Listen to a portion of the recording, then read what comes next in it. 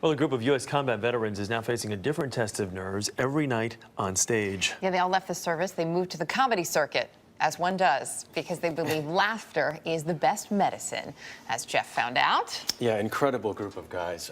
They call themselves the GIs of comedy, and it's true. They're using humor to help heal their fellow soldiers and themselves.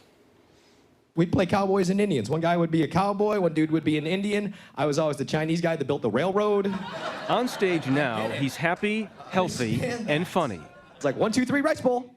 Which is a far cry from where Tom Tran was just a few years ago. Tran's hit. I'm bleeding. The trouble began in 2003. Head. Yeah. When Tom was shot in the back of the head in Iraq. A glancing blow, he recovered quickly, physically, but not mentally. My roommate was killed 2 weeks before we came home by an IED. And everything kind of went downhill from there. Didn't smile, didn't laugh, didn't really like anything.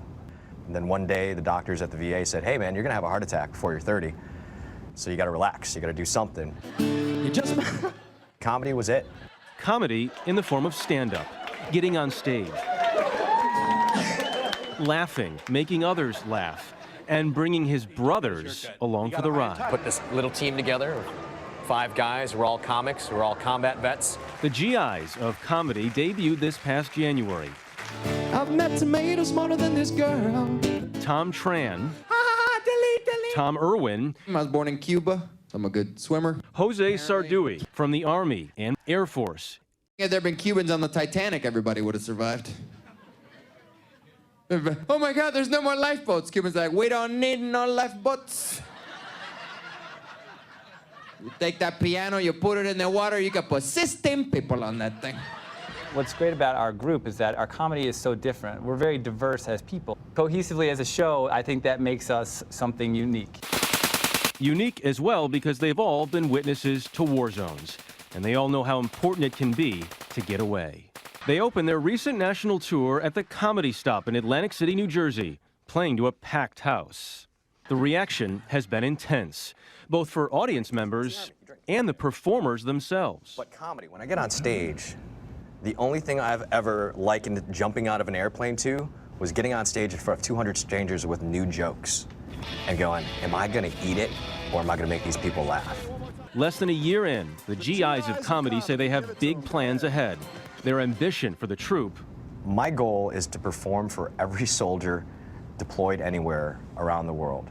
Almost as strong as their love of country. Hey guys, thank you so much for coming out tonight. We're the GIs of comedy.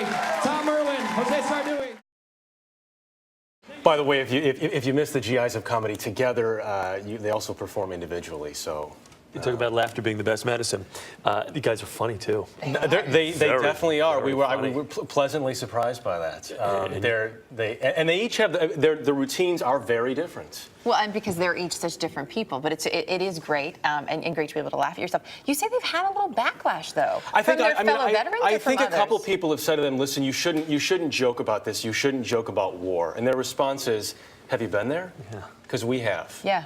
With what they've dealt with and the amount of time that they have served this country, I think they basically have carte blanche to go up there on stage and they can talk about whatever they want. And they're good. And you talk about a nerve-wracking experience in stand-up comedy. Absolutely. I know what they've gone through already, but The bravo. pinnacle of nerves. All right, Bravo, I see an early gentlemen. show field trip in our future, and it involves the GIs of comedy.